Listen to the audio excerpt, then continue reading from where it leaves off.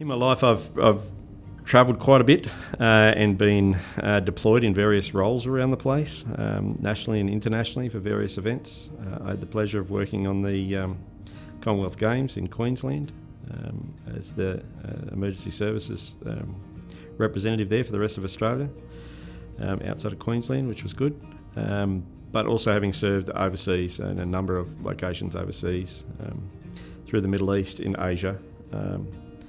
and a little bit in the Pacific,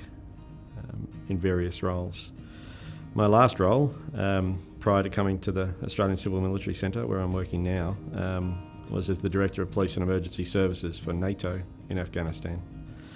So my primary function there was to be an advisor to the Ministry of the Interior. So that included the Minister, the Deputy Minister for Security, who was notionally the Commissioner of Police, and try and build a police and emergency services capability that would survive beyond the work that NATO had done up to that point in that country, having been there for a long time. Along the way, I've learnt lots of things, lots of mistakes being made along the way also, but a couple of things probably that I picked up that have stuck with me and I try and share with others is that whenever we deploy offshore and whenever we are trying to influence other countries and support those countries, support their humanitarian response or support nation building or capacity building in those countries, to understand what Australia's national interest is and the reason why we're there,